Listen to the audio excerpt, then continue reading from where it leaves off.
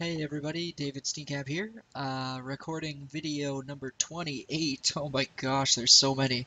Um, okay, so in this video I wanted to just take a quick look at, under Appearance, we're going to go into Widgets.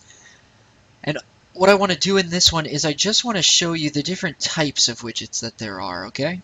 So, right now, actually, you know what? I'm just going to do it alphabetically on the left here. So, Akismet widget. Let's add it to the site here. Honestly, oh, okay, it displays the number of spam comments that Akismet has caught. Why you'd ever want to use this actually on your website, I have no idea. So let's just refresh and see what it looks like. Oh, there you go. Maybe it's just to show how, I don't know, if you get very, very little spam, that might be a good, no, that would still not really bode well for them. I'm not sure why you'd use that. But anyways, that's how you can use the Akismet widget. And if you drop it down, you can put in a custom title like, hey ho, save, and then go back, refresh, and you'll see this title right here. There it is, saves. Okay, so I'm gonna delete it. Okay, and then let's see, our next widget is archives. And then what it asks you each time is where do you want it to go, because my theme supports it to go either on the sidebar or in the footer. Remember where I put that little address? And there it is, that little address. So, so you can choose where you want to put each one as well, sidebar or footer, sidebar or footer. I know some websites have, they'll do the footer a little differently, like they'll have footer 1, footer 2, footer 3, sometimes even up to 4. So you can always do different ones like that as well. But this one just has one, and I think what will happen is it will just sort of put one next to each other as you go. So anyways, like I said, all I'm doing is the types in this video. So archives is next. So archives is actually already active on here. Now what archives is it's going to show you, let's just go ahead and click on May 2014, is it's going to show you all the posts that have been made in May of 2014. So it's just a quick way to look through, you know, the website as an archive. All right. So calendar, I actually kind of like calendar. I'm going to go ahead and put it at the top here. And what you notice, what you should notice when I'm doing this, when I drag one from the left to the right into the sidebar or into the footer, you actually don't even have to press save. It just does it automatically. There's no save button. There's no make it live now button or publish button. It just goes on. So all you got to do is just keep refreshing your website. So go to any page, because I'm pretty sure that this thing's on any page. And there you go. You get a cool looking calendar. Let's see, May 16th. That was actually my birthday. So let's just go to that one. And it takes you right to that post. So that's what the calendar does, is it highlights any day that something was actually done. So September. So you see it skipped a whole bunch of years because there was nothing in there. So it went from May of 2014 all the way back to September of 2010, which is probably when this theme was actually created. So it's been stored in there because I'm using that sample data. So if I click on September 2010, there you go. I see a whole bunch of stuff because that's probably when they were actually creating this theme. Okay, so that's calendar. Next is categories. Categories is already on there, so for this theme, the ones that they were already using, pretty standard stuff: blog, featured, and portfolio. So featured is always a good one because it usually will double as something that goes on your homepage, especially if you have like a slider, like a slideshow plugin or something like that. So let's check out. So we got Umbrella Rides a Win, Hip Young Woman, and Young Man in the City. So I'm going to go to the homepage. I bet you it's somewhere on there. Yeah, there you go. This is probably like a featured section. So, oh, and their contributor post. I remember that from the last one. Okay. So yeah, there they are right there. Umbrella Rides a Win, Hip Young Woman, Young Man in the City. I'm actually going to delete my posts because I don't really care for them. They're pretty useless now. So 1, 2, 3. You could delete the hello world one too that came with it. Bulk action, move to trash, apply. Okay, so I'm just going to go right back into widgets. Sorry about that. I just want this to look a little nicer, even though it's still not that great, but still. Alright, so that's the categories. And yeah, I can't remember if I actually showed you, but when you click on one, it just shows you everything that was posted within that category. So it's a quick way to get to the blog or a quick way to get to a portfolio category, and then it just shows you all those different posts that were in there. Okay, custom menu. This one's kind of neat too. So I'm just going to put it, let's say, at the bottom. So what you can do is you can make a custom menu on your sidebar, and let me just do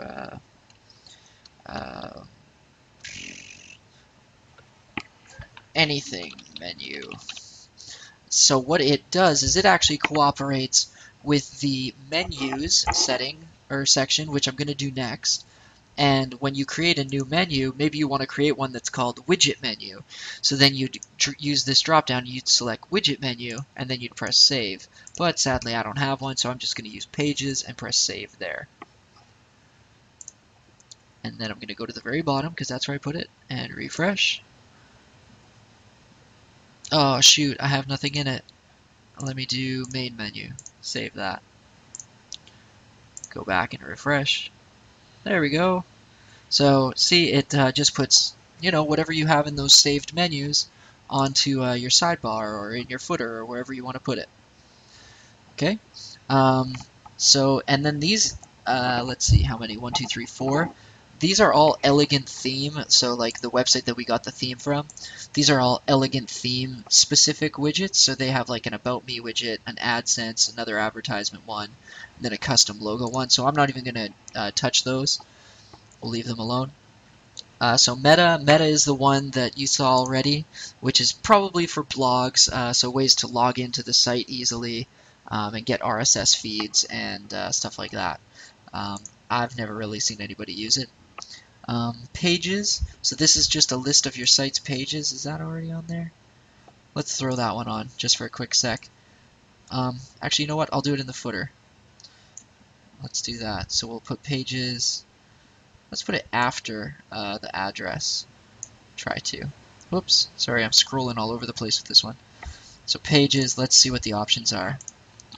Let's say we want to write pages. Or you don't even have to have a title, but you can. And then there's different ways to sort the pages. So I want page order, I guess. And then if you want to exclude any pages, you just type them in here using their IDs separated by commas. So I'm going to show you how to get the IDs in just a second after I save this and show you what it looks like. So scroll all the way to the bottom because I put it in the footer. There you go, pages, there they are. Boom, boom, boom, boom, boom, done. And that's sorted by page order, so if I go page ID, let's see if they change much. So let's just keep a weathered eye right there. Oh yeah, so they do. Cool. Okay, so to get the page ID, in case you do need to remove one or you don't want one on there, let's go to all pages. Now here's what, this is a little tricky, but okay, so what's a page that is on here? Let's say about. We really don't want to show about. So what you want to do is you want to just hover over this right here, and if you look down at the very bottom of my browser right here, keep your eye right there, I'm going to hover over about, and see where it says post equals 724 in that link? So if I click it, it also shows up here once you actually click it. 724, that is the ID number. And I don't know if WordPress really tells you how to get that anywhere. I don't even, so 724, I'm just going to remember that. I'm not sure if they actually tell you on the widget or not. But let's go back to our anything menu. Oh, wait, sorry, that's not it. Our pages menu in the footer. So page IDs. So remember it was 724. And if we had more, we'd just go comma 123, comma 456, blah blah blah. Right? So, but we just have one, so we're going to go 724 and press save. And then when we refresh this page, the about should go away. So I'm going to refresh. There you go. About is gone. All the others remain. So that's how the Pages widget works. And then recent comments, I'm not even going to show you. It's pretty self-explanatory. Plus, I think it's already on here. Yeah, there they are. So and-so said this. So-and-so commented on this post. This guy posted on this one. This person posted on this one. So that's just how those work. Just shows you the most recent comments. And you can, I believe you can specify how many. Yeah, there you go. So how many do you want to show? Like, maybe you just want to show 3, so press 3, save, go back. So this should stop right at this one. And those other 2 below it right here should go away. There you go. So pretty, pretty self-evident or evident stuff. All right, so recent posts, same sort of thing. It just shows the title of the post. It'll have an option to show how many do you want to show. RSS. Let's add that one just so you can see it. Where'd it go? RSS. So this has quite a few options. I'm just gonna save it with nothing. I'm gonna see if it actually just puts nothing in. So where'd it go? There it is. Oh no. Okay, yeah, you gotta actually specify some stuff. So you need to put in your RSS feed, which is normally your website domain name, datacamp.com. I remember mine is /yellowflowers, and then it's usually /feed. And the reason that it would be /feed as opposed to anything else is because that's how we set up our permalinks. So we set them up by post name, and when you do that, your feed URL or your feed link then looks like this, because otherwise it's actually like, oh, what is it, $RSS or $feed equals RSS or $RSS equals feed or something like that. So they really just simplify it by making it just /feed. So I'm going to copy this and I'm going to show you what this actually looks like. So I don't think we need here anymore. Paste and go. And I'm in Firefox still here.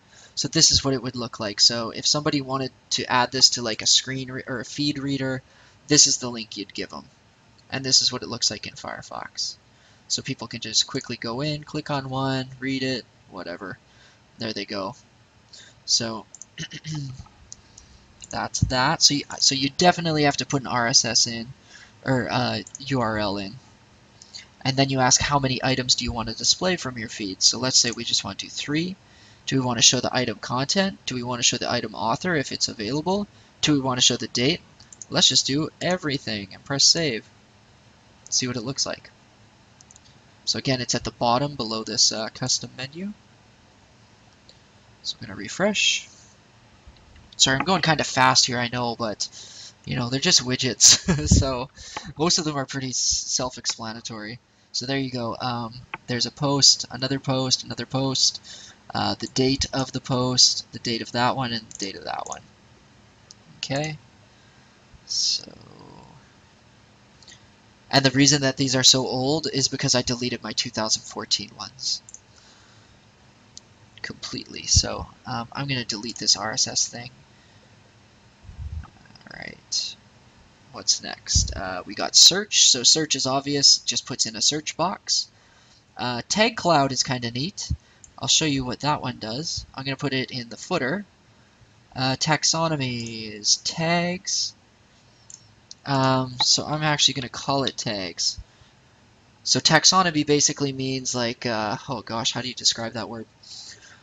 It basically, in a way, it means like group of things. So which group do you want to show? Do you want to show your group of categories, or do you want to show your group of tags that you've used in different posts? So I'm just going to press save, and I'm just going to show you. Now we put it in the footer, so I'm going to refresh here, so it should come up right around here somewhere. Refresh. Okay, now you've probably seen this on other websites, and what it does is, depending on how many times something has been tagged, the font gets bigger and bigger and bigger and bigger. So as you can see, something like web design is really huge, and when you hover over it, the reason being is that there's 5 topics, as you can see when I hover. But if I go into something like blog or blog updates, it only has 2. This one probably has 4. Yeah, this one's probably got the same. Oh, 5. FTP is probably 4 or 5. You know, and then you just sort of take it from there. WordPress probably like 3, 4. So that's what a tag cloud is. So if we wanted to change that, so these are the tags that people have used, which I don't know if you remember, but in my previous videos I say tags are just a little less important than categories. So if I change this to use categories, I'm just going to give it a different title to make it obvious, and change it to actually use categories and press save. Let's refresh.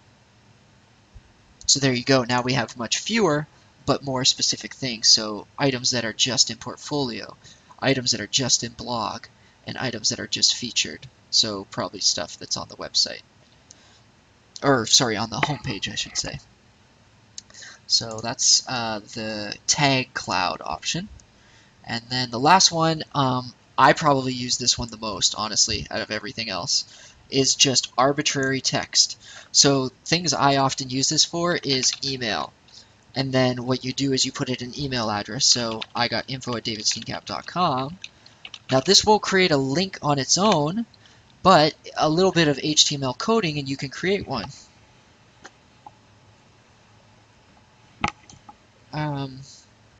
Sorry, my wife is texting me, and so is my dad, all at the same time, because my wife's at a Backstreet Boys concert, which is absolutely hilarious. But, okay, anyway, sorry. So a little bit of HTML coding can create this, or turn this into a link. So I'm just going to press save and show you what it looks like now. So it'll be over here. So see, right now I can't click on it. I can highlight it, but I can't click on it. So to create an email link, this is how you do it. Ahref equals mail to info@davidsteenkamp.com and close it. And then you put in info@davidsteenkamp.com again, and then end the tag. So opening bracket, right? Or what is that, like less than sign, I guess. A space href. Is there a way I can make this bigger? Hold on. Might be easier to read if I can. Okay, now where did it go? Oh, that's even worse. Sorry. I'm just trying to make it readable for you guys there. Not really, but whatever. So this is a space href, H-R-E-F, which means hypertext reference, or something like that. And then what you do is you press equals, and then a quotation, and then mail to colon, or wait, colon or semicolon, whatever, that colon, and then your email address, and then another colon, and close it with that stuff. And then whatever you put in between, these are called tags, right? So this is a mail to link tag, and then this is how you close the tag out so that it's over. And anything in between these tags is what's going to be clickable. So info@davidsteenkamp.com is now going to be clickable. So I'm going to press save. Oh, did I hit it? Yeah, I got it. And then I'm going to refresh. Okay, so now when I hover over, you see I get the hand and I can click it. And when I click it, it tells me, oh, how do you want to send your email to that person? So, so there you go. All right. Let's say that we wanted to do another one, though. We wanted to do another text one, and we wanted to do just a standard link. Here's how you do. Oh my gosh, this video is almost 20 minutes. I'm so sorry. Let's say we got my other website. Whoops, Webist website.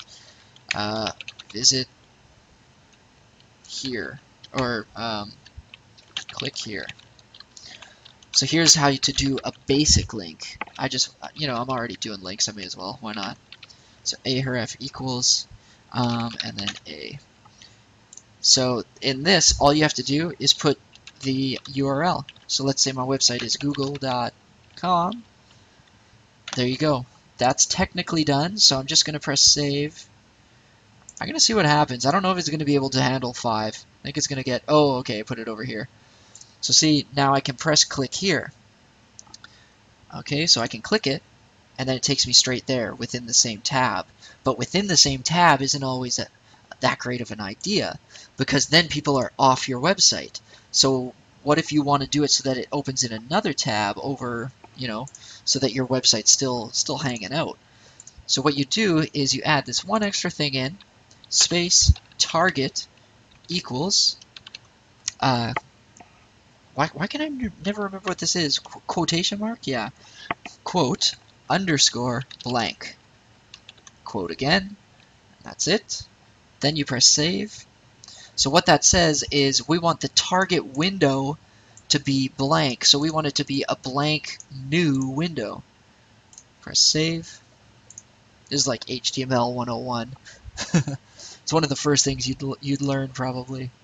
So we'll refresh. So everything looks the same, but when I click this, it's going to open a new tab right over here probably. So here we go. There we go. So now people do their thing on Google, la la la, blue blue blue, whatever. Why is there actually an Urban Dictionary definition for ASDF? I don't know. So now when they're on that and they click close, oh hey, they're right back to your website again. So I really love target equals blank, especially when you're linking externally, like outside of your website. Okay, I'm going to end this video. I really just wanted to go over, you know, what widgets are and everything, and like, you know, what they are, what types there are, and I wanted to go over in another video how to place them, and then I wanted to go over in another video how to use them, but I think I've covered pretty much all of that right now. I think you probably have a fairly good understanding. I highly recommend you just try some out, use them. You know, try, especially like those menu ones, give them a whirl. Try creating some new menus, because I'm going to go over menus in my next video. But yeah, I'm going to say that I did all of the widget stuff in this one video. So thanks for watching. Sorry it was so long. Hopefully you got something out of it though, especially with the coding. You know, it's great to know, especially those two little things, the mail to and then the other just standard link. Great to know, and I can guarantee you'll use them in the future. Okay, thanks for watching, and I'll see you in the next video.